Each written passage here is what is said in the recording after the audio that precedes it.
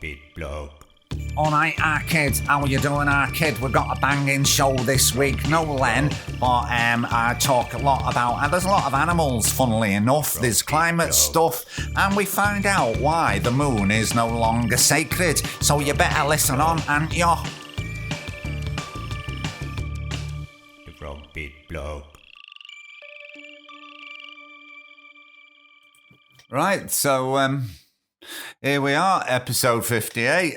No Len this week, I'm afraid. He's busy, so it's all me, I'm afraid. But we'll have some fun anyway, eh? Well, if you can call talking about environmental destruction fun, that is. Actually, I'm talking a lot about animals this week. They just seem to be in the news a lot. You know, when I go digging for news, seeing what's happening, there seems to be a lot of stuff about animals. And I want to keep it positive because the Amazon is still burning and no one really gives a fuck, didn't they? You know, if only the indigenous tribes of the Amazon, there we go again, the Amazon, if only the indigenous tribes of the Amazon had built a cathedral in the middle of it, then we may have given more help. Yeah, billionaires might have chipped in to save the Amazon a bit more. Why can't America invade? Yeah, why not America invade, put the fires out and kick the illegal loggers out? Because America's pretty good at invading places after all, isn't it? Why can't, for once in humanity, we have a good invasion instead of all them bad ones? You know, all those invasions are so coincidentally always seem to be around places that have oil and natural resources. Funny that, isn't it? Oh yeah, Venezuela, terrible country, terrible, terrible. Let's plan an invasion. Let's blockade it so the people go hungry and blame the government, the people going hungry. Oh, by the way, have they got any oil? Yep, fucking loads. Can we invade Brazil? Well, they're our mates. They've only got nuts. Oh, nuts and beef, yeah, to sell us. Yeah, that's beef that requires burning down the rainforests. Oh, well, they're good guys. We can't invade them, right? Look, okay, I'll stop talking about it now because it's too depressing. Right, I think we'll have another quick look at what Britain's good at because I've done a few of these recently. We're good at child poverty, we found out. We're also really good at hiding child poverty. We're great at food banks, we've got more than ever, and we're a world leader in child gambling. Oh yes, and we're number 2 in the charts of biggest arms exporters in the world. Why aren't we number 1? That's what I want to know. Who is fucking up? Come on, guys. There must be some more Yemeni children to murder. They can't all be dead, surely. Come on, get your act together. Anyway, I think this week's show is what we're good at is appointing fucking useless upper class idiots to run our country. You know, I thought David Cameron and Mrs. May were special, but fuck me, Boris takes some beating, actually, doesn't he? Actually, I wish that was the headline in the papers, Boris takes a beating. Though, to be fair, he has, hasn't he, the useless blonde twat? And I've tended to avoid the whole Brexit debate on this podcast. Well, because it makes me so angry and ashamed to be British in some ways. And it's interesting, isn't it? Because now Boris is riding roughshod all over our laws and he plans to break the law to avoid doing what Parliament says. Now, can you imagine if Jeremy Corbyn did that? There would be a military coup. And it just sort of shows how the establishment works in this country. And I was watching a documentary, an old program about the Sixers the other day, and it was showing some of the headlines about they were just about to be a Labour government under Harold Wilson. And it was all about, oh no, Marxists and communists will ruin our country. Marxists and communists, dangerous communism. Well, Labour won. And of course, Marxists and communists didn't run our country. And they're saying exactly the same thing now about Labour again. Anyway, I said it about a year or so ago that Brexit is just a power grab by people that want the EU to avoid the EU clamping down on tax havens. It's by the people that want to turn Britain into a low-wage, low-regulation economy like Singapore. And all they had to do was drape themselves in the flag, put up some racist photos of lines of black people, use psychological marketing methods to come up with terms like take back control, because that was specifically designed to make people feel like they had lost something, yeah? And they've ramped up nationalism and millions of people have fell for it. And I think it is the biggest mass deception of the British, or should I say more true English population. It's the biggest mass deception of the English population since the Gulf War and all that weapons of mass destruction nonsense. And one day there will be inquiries and people will go, oh, how did we ever fall for it if only we'd been told? Well, you're constantly getting told. You've just chosen not to listen. And it breaks my heart that younger generations will not have the same life chances as Generation Selfish, because that's what this is. This has mainly been voted for by the over 50s. But, you know, some over 50s have had a really tough time, but there's millions of people who actually benefited from being in the EU since the 70s. And, you know, we've had free healthcare, we've had decent living standards, we've had free university education, we've had cheap housing. But now Generation Selfish is pulling up the drawbridge and saying, fuck you to the young generation. And it just makes me very, very sad. Anyway, that's enough of that. Let's talk about some cuddly animals, shall we? The Frog Bit Blog. So Labour has put in its manifesto that it will ban monkeys. No, that's not right. This is what it says. A total ban on keeping monkeys as pets will be brought in under a Labour government to stop up to 5,000 primates being kept in cages in the UK. That's awful, isn't it? There's 5,000 monkeys in cages in the UK.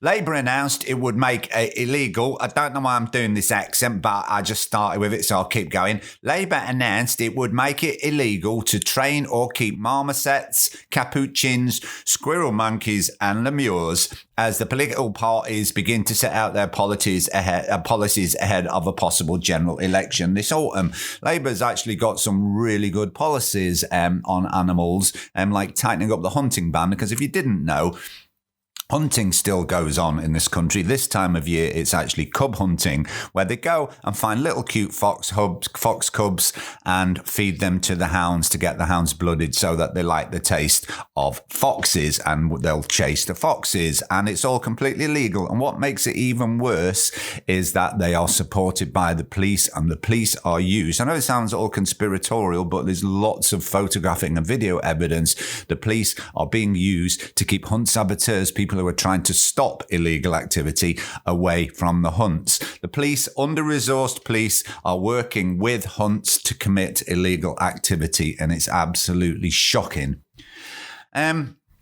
Anyway, an interesting story about Germany, and Germany is replacing circus animals with holographic circus animals. How clever is that? Good on you. Meanwhile, in Scotland, the Loch Ness Monster could be a giant eel, according to a fishy new theory. Well, is an eel a fish? Anyway, according to a fishy new theory that will keep Highland tourists guessing. In one of the biggest DNA studies of its kind, a team of scientists from New Zealand's Otago University, I actually should be doing a New Zealand accent here, but that's probably an Australian one, but I can't do New Zealand, found the presence of about 3,000 species in the deep, murky waters of Scottish Loch. I think I'll do the Scottish one. Most of the creatures were very small, and while they did detect DNA from pigs, deer, sticklebacks and humans, there were no monsters. But Professor Neil Gemmell, who led the study, said he couldn't rule out the theory that eels in the loch have grown to an extreme size. He didn't say it was true, he just said he couldn't rule it out. Well, there's lots of things in this life that you can't rule out, so it's a bit sensationalist. Anyway, they sequenced DNA from 250 samples of Loch Ness water at a range of sites and depths, and the nearest it found to dinosaur DNA was a very distant related amphibians such as toads and frogs. We didn't find crocodiles, we didn't find lizards, we didn't find adders. Why would you find adders? And Gemmell said, "Och no," or should that be Loch no Nessie? Yeah, sorry, that was a bit full of puns, wasn't it? Right, well, we've got Lewis Hamilton back on the show. Well, not Lewis Hamilton back on the show, because sometime last year, I pretended to be Lewis Hamilton, and I think he was doing something and distracted, and he crashed his car. He must have done something to annoy me. He behaved in some twattish way, and I can't remember what it was, but I feel really guilty now, because now he's behaved in a not-so-twattish way by opening up a vegan burger chain. Yeah, and this is what it says. Formula One driver Lewis Hamilton's vegan burger restaurant opened on Monday, and he hopes to open at least 100 more within the next 6 years. Hamilton launched Neat Burger together with hospitality organisation The Cream Group, the plant-based concept whose first location opened in London today has rapid expansion plan. 1,500 burgers eaten within 2 hours, Neat Burger wrote on Instagram today. Wow, a vegan burger. Right, see, I told you plants were intelligent. Anyway, it says, don't worry, there are a lot more where that came from. See you all tomorrow. Whew, we were all worried then, but thanks for putting our minds at rest. But no, there's more. This is what Lewis Hamilton says. I'm very passionate about being kinder to our world and also really respect Neat Burger's commitment to more ethical practices and supporting small businesses. So this is something I'm really proud to support, Hamilton said in a statement prior to opening. So good on him. Neat Burger serves the Beyond Burger, the now famous pea protein patty, created by California-based Beyond Meat. As someone who follows a plant-based diet, so he's vegan, yeah? I believe we need healthier high street options that taste amazing but also offers something exciting to those who want to be meat-free every now and again, Hamilton continued. Good on him. And the co-founder said that 14 locations will be open in the UK. A New York City restaurant will follow, and then by 2025 there will be more than 100 across the world. Good on you. And while we're on the subject of fast food, KFC have joined the gang, as it were. The fast food giant teamed up with California-based vegan meat brand Beyond Meat to create Beyond Fried Chicken. It is the first ever quick service restaurant to introduce fried vegan chicken in partnership with the brand. KFC Beyond Fried Chicken is so delicious, our customers will find it difficult to tell that it's plant-based. Good, well, maybe one day you can make all your chicken plant-based, yeah? Said Kevin Hochman, the president and chief concept officer at KFC. I wonder what a chief concept officer does at KFC. What does he do all day? Well, we've got chicken and we've got chips. How can I conceptualize this? Here, give me a lot of money. Anyway, he said in the statement, I think we've all heard it tastes like chicken. Well, our customers are going to be amazed and say it tastes like Kentucky Fried Chicken. Beyond Meat's founder Ethan Brown added, KFC is an iconic part of American culture and a brand that I, like so many consumers, grew up with. To be able to bring Beyond Fried Chicken and all of its KFC-inspired deliciousness to market speaks to our collective ability to meet the consumer where they are and accompany them on their journey. My only regret is not being able to see the legendary Colonel himself enjoying this important moment. Yeah, that's a big regret, isn't it? Thanks, Colonel, dying before you could taste a non-murdered chicken burger. That must really piss you off, mustn't it? Right, I was having a conversation with Mary last night. Mary, who's not been on the show for ages. I want to try and get her on, but she can't be asked. Well, she's actually quite busy at the moment. We haven't fell out, all right? We're not divorced or anything. Okay, but she's working with a woman who's originally from Singapore. And they were having this conversation, and I never knew this, and it was quite interesting, but also quite profoundly sad. And this woman was saying the moon was regarded as a goddess in Singapore at the time when she was growing up. I still don't know if it is. Well, it won't be, because the moon was regarded as a goddess and it had influence over them. And then in 1968, the Americans landed on it and completely ruined it. It was like a sacred thing. Imagine that you sort of have this sacred goddess up there, and then the Americans turn up and land on it, and it just removes all the sacredness. So to these Singaporean people, the moon is no longer sacred because the Americans landed on it. That's rather sad, isn't it? Sad and profound. Nature is clever. It's so fucking clever. Cleverer than Trevor. Though I don't know a Trevor. That's all that rhymes with clever. Actually, there's weather and never. I'm fucking vegan leather. Right, so in this week's Nature is Clever, firstly, I've found something out myself. I was talking the other week about I have rescue chickens, yeah? And I've actually found out that butterflies are cleverer than chickens because, you know, they have a run that I lock them into, a 3-meter run that's all covered in chicken wire. It's got a chicken wire door and stuff like that. Well, in the morning when I open the door to let them out, they're sort of queuing behind it. And I slightly open the door and they get stuck between the door and the netting on the side. And it takes them a while before they realise that they have to turn round, walk back around the back back of the door and out through the door. Yeah. And it takes them a bit of a while. Well, I was just in there the other day, and the door was open and a butterfly flew behind the door, and it got sort of caught between the door and the netting. Didn't get caught, it got stuck. But it immediately realised it and turned round and went back and just flew out the open door within an instant. Yeah, it took about a second for it to realise, and it much quicker than the chickens do it. And I was thinking, does that mean that butterflies are cleverer than chickens? There you go. Just a bit of wisdom from Frogbit there, yeah? So anyway, squirrels, not so much in clever, but as being in tune with the rest of nature. Listen on. It will come as no surprise to squirrel lovers and haters for that matter. What does that mean? Who hates squirrels? Do people hate squirrels? Anyway, it will come as no surprise that the twitchy, resourceful rodents are exquisitely attuned to the world around them. Researchers at Oberlin College reported that squirrels pay attention not only to alarm calls, as many animals do, but also to the background chatter of birds, and they relax a bit when the birds sound relax. Keith Tarvin is a biologist at Oberlin who studies what kind of information animals derive from the many sounds around them. He and his students set out to get some hard data on what squirrels listen to. Insert some music joke there about squirrel music. I don't know any squirrel-related jokes. He goes on to say, I've been interested in alarm calls for a while. In a recent scientific paper, for instance, he reported that grey squirrels pay special attention to the alarm calls of robin. And I didn't know this, but this kind of eavesdropping is widespread in nature. Even some lizards that don't make their own vocal sounds eavesdrop on some other animals like birds, he said. Ooh. The researchers hypothesized that the squirrels were paying attention, and they designed and conducted an experiment to test that idea. They played a recorded screech of a red-tailed hawk, which put the squirrels on alert and caused them to act vigilant.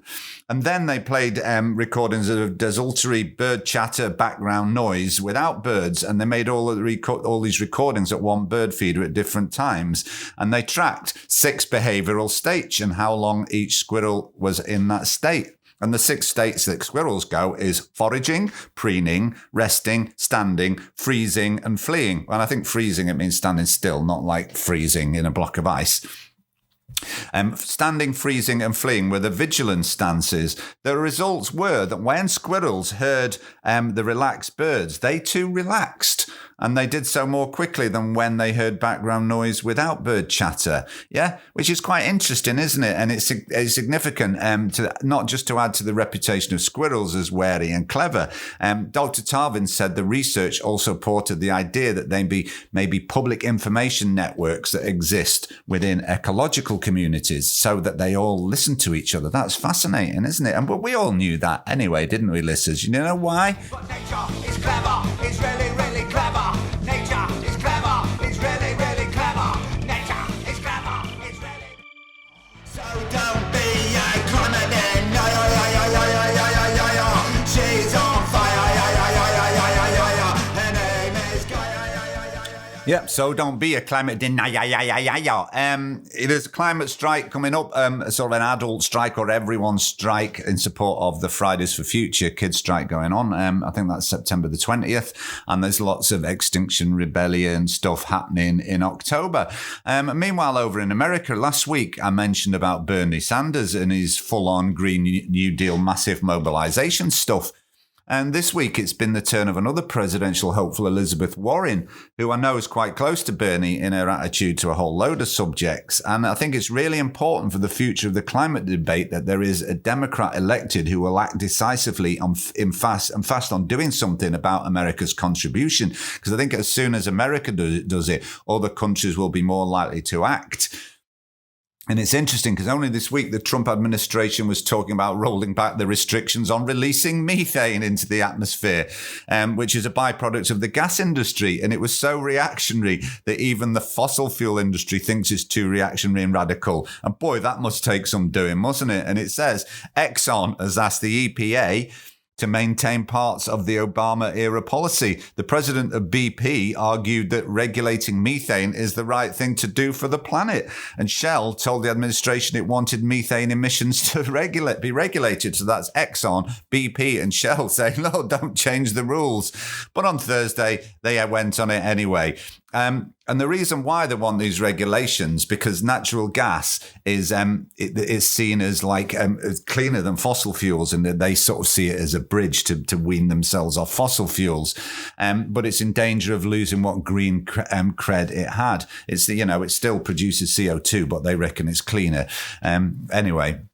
And when it's burned, it's far cleaner than coal. But when it's produced, methane leaks are a major source of pollution. And we know that when methane gets into the atmosphere, it traps more heat than carbon dioxide, as much as 80 times more over the first couple of decades. Yeah. But the technology exists to avoid most of these emissions. And companies like Exxon and Shell recognize that the reputation of natural gas is at risk here. If it's perceived that because of its intense methane leakage, natural gas cannot play a role in a low carbon future, it impacts on their business. So they're actually, even the oil companies are fighting the Trump administration. Anyway, I'll stop rabbiting because I'll get back to Warren thing.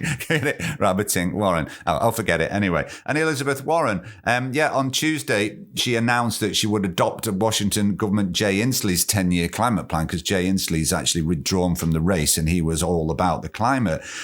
While she's also going to expand on his blueprint with a series of additional investments costing $1 trillion, which you go, well, that's quite a lot of money, but it's not. I mean, Trump, $1 trillion was the tax cut just given to the rich. So America can afford this.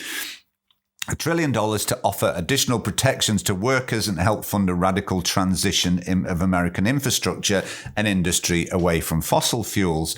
The Warren proposal, which would cost $3 trillion in total, was released on the eve of the CNN town hall. And it was she did a town hall thing focused exclusively on the climate crisis. Now, I'm going to play a bit of it because she's much more eloquent than I am. But I will say this, it's really heartening to see and hear mainstream politicians talking like this. And the next American election is absolutely vital in terms of moving towards a responsible approach to the climate crisis. So listen on to some of the stuff that she's saying. And that's where we really do have to start this conversation. Don't sit around and tell me what's not possible. Sit around and look what happens if we don't make change. We've got, 11 years, maybe, to reach a point where we've cut our emissions in half. And that's not just America. We're only 20% of the problem. Now, that's a big hunk of the problem. But there's another world out there that's 80% of this problem. So you bet that this is a moment where we better dream big and fight hard, because that's how it is that we're going to make the changes we need to make. Now, part of it is going to be about research and development, you bet. Part of it, we already know how to do. We know how to do offshore wind. We know how to do solar. The question is, are we willing to put the resources into it? And my answer is, yeah, we better be willing to put the resources into it, because the alternative is unthinkable. Life on Earth is at risk. And if we don't make this commitment, we not only cheat our children, we cheat their future and their children's future, and that is morally wrong. We have to be all the way in this. We need to go where we were talking about earlier. You don't get to ruin the air for everyone else, the water for everyone else, the soil for everyone else. We don't just to help giant corporations. They don't get to make our kids sick. They don't get to shorten lifespans because it increases their profitability. You know what I think is the fundamental question right now? Is how have we gotten ourselves into this mess? How has it gone this long when the climate science, year after year after year, has told us it's getting more and more dangerous out there, it's getting worse and worse for life on this earth? And the answer is because of Washington. We have a Washington that works great for the wealthy and the well-connected. A Washington that is working great for giant oil companies that want to drill everywhere. It's just not working for the rest of us who see climate change bearing down upon us. When you see a government that works great for those with money, A government that works great for those who can make big campaign contributions and hire armies of lobbyists and lawyers, and it's not working for everybody else. That is corruption, pure and simple, and we need to call it out for what it is. Wow, that's impressive and radical stuff, isn't it? It's good to hear someone talk like that. Well, let's hope one of these Democrat hopefuls that believes in drastic action gets into power next year, eh? Because it's only next year. It's only 2020 is the American election. So fingers crossed. The Frog Bit Blog.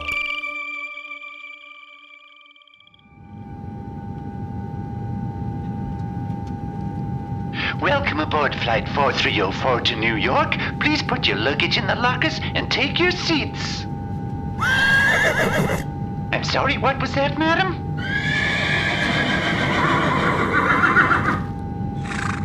You want some sugar lumps and a card for the flight? What the?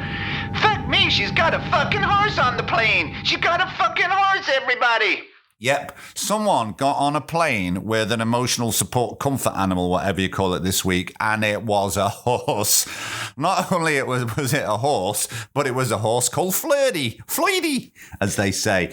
And I was reading, it says pigs, turkeys, monkeys and ducks have all made their way into the skies to accompany their human companions. Others have been denied access to flights, including Dexter the peacock and one woman squirrel. So how come you're allowed a turkey and not a peacock and a duck and not a squirrel? But Flirty, the mini service horse, successfully joined her owner, Abria Hensley, on an American flight departing Chicago's O'Hare. Yeah, see, there's an animal involved there. O'Hare International Airport last week. Hensley later posted on Instagram pictures of Flirty on the flight, including one with a group of smiling flight crew members. They were fantastic and kind and very excited to see Flirty on their flight. I bet they were. Even the pilots had to come out and said hi, read the caption. But not everybody is friendly to Flirty. Hensley told the news station that she had been kicked out of stores twice and was treated so poorly by the manager, she said she was looking to pursue legal action against their businesses for not letting a horse in the shop. First world problems, eh? Right, something about spiders now. Gaggles of tarantulas are emerging from their burrows across western US on a quest to mate, hunting for love in the prairie's foothills and a garage belonging to Kim Kardashian West. That's a bit random, but there you go. From August to October, the eight-legged crawlers go on a walkabout for a once-in-a-lifetime foray to find a partner.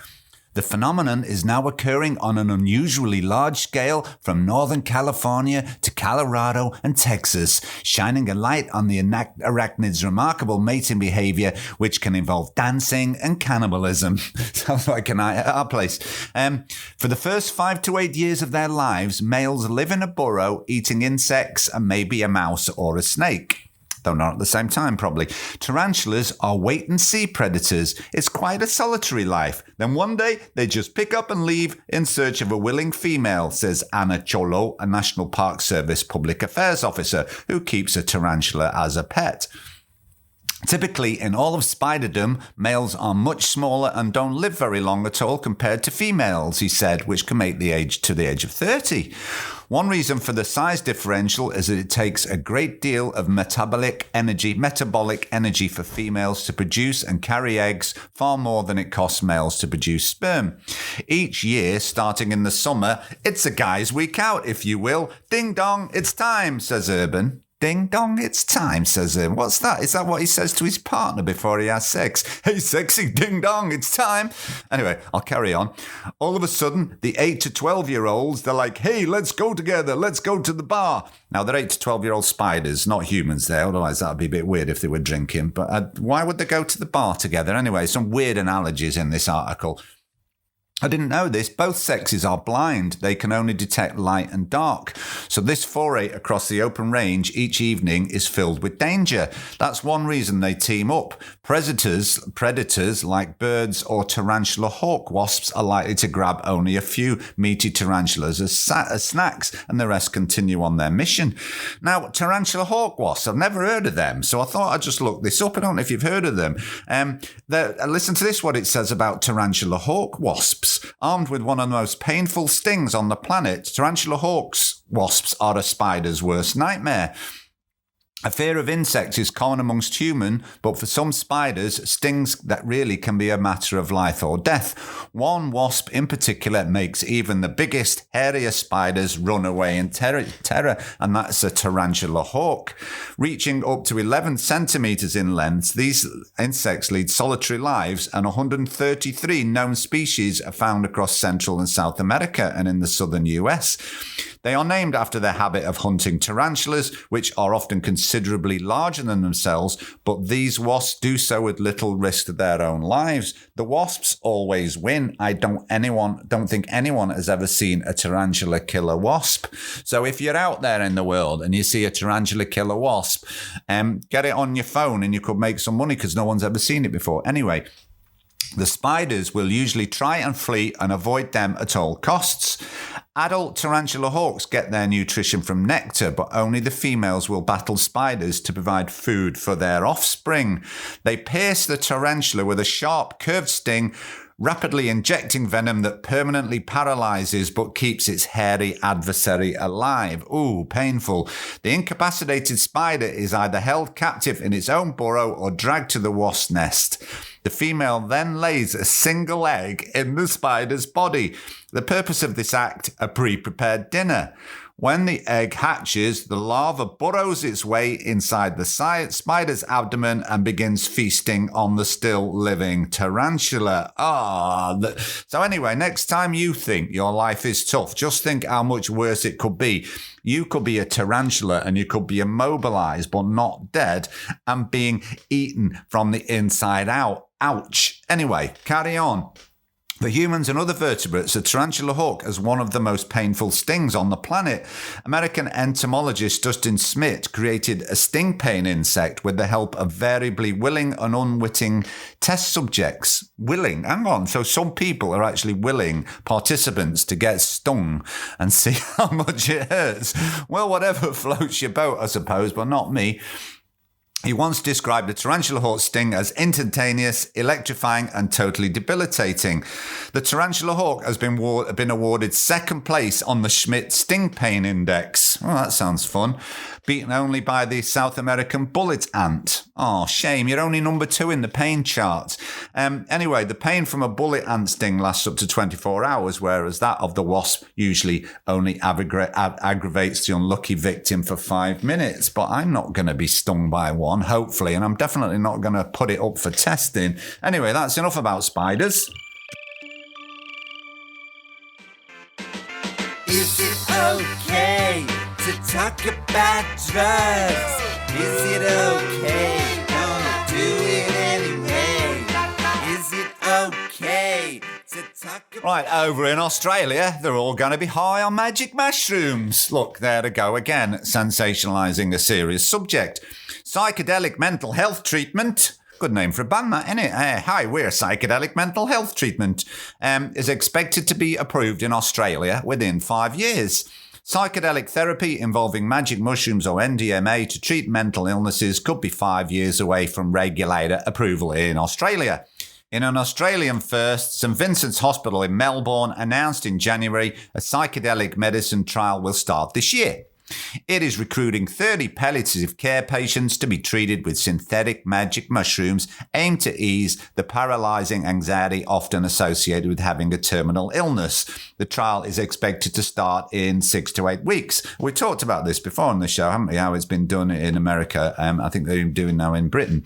We urgently need to explore new treatment paradigms, and the promise of psychedelic medicines in terms of alleviation of suffering cannot be underestimated, St Vincent psychiatrist David Kessel said. Litsnetsky emphasized the treatment was more than just about pills and going on a trip. There was also the important element of talk therapy involved, which we've also talked about it before. We owe it to every person suffering with mental illness and their families to not be held hostage by historical prejudices and to identify the best solutions available to alleviate the increasing suffering of our community. American retired US Army Sergeant Jonathan Libecki, who suffered crippling PTSD, has penned a letter about his experience with psychedelic therapy to the Victorian Royal Commission. Now, I presume that's the Australian state of Victoria. I don't think it means taking LSD can time travel you to a bygone age. Okay, so that's the Victorian Royal Commission. Libecki was deployed to the Iraq War in 2005 and was on a military base that was mortared thousands of times. Within 60 days of returning to the US, he made 5 suicide attempts. The effect this treatment had, he's American, isn't he, as shown on my life had been nothing short of a miracle, he wrote. My suicidal ideation slowed and then stopped. My depression also improved greatly over time. I now lead a full and rich life. So come on, governments across the world, hurry up with the free drugs. We want a party. No, sorry, only joking. But you get the point, because one day it will be okay. Talk about drugs. Is it okay? Gonna do it anyway.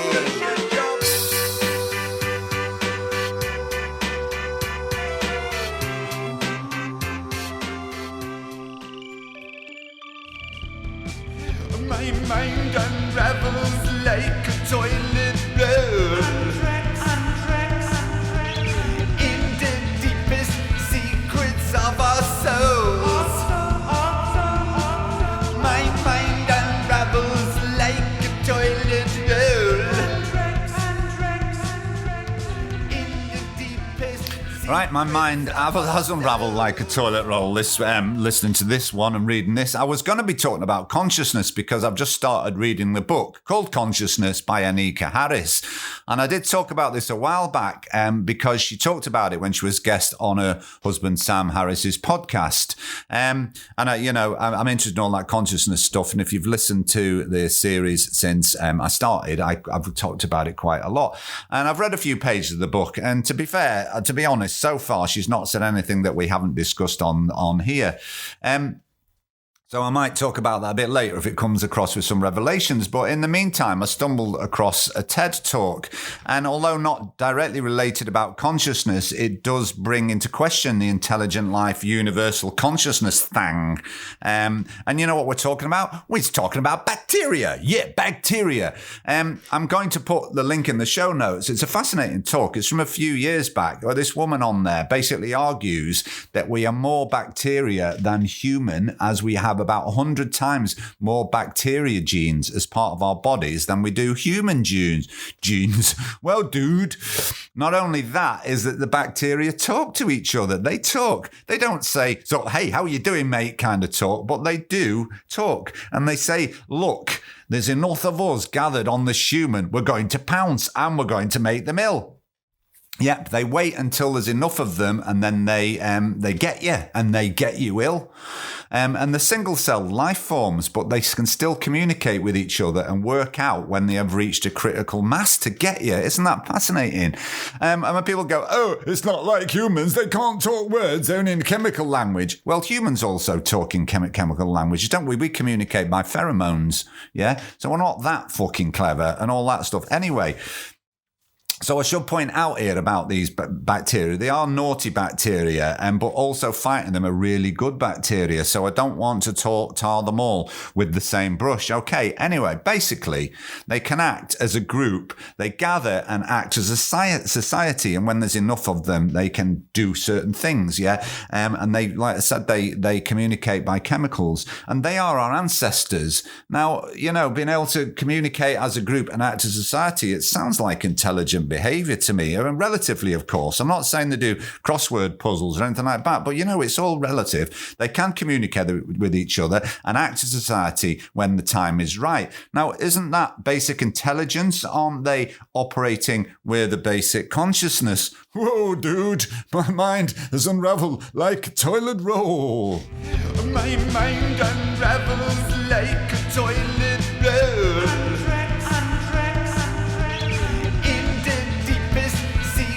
Of our souls. My mind unravels like a toilet roll. In the deepest secrets of our souls. And won't somebody please think at the flowers. They're talking to me saying, we are your friends. Right, thank you all for listening. Thank you for being such loyal listeners. This podcast will be available on YouTube when I can be asked. And also, I have got a FrogBitBlog Podcast Facebook page, which you can go on. I don't do much on there. To tell the truth, I can't be asked with social media, but I do share links of animals doing funny things and occasionally outrageous things that are going on in the world. But you can follow me on Facebook if you're really desperate and sad. But anyway, have a great fortnight, and I will see you soon. Bye. The Frog Bit Blog.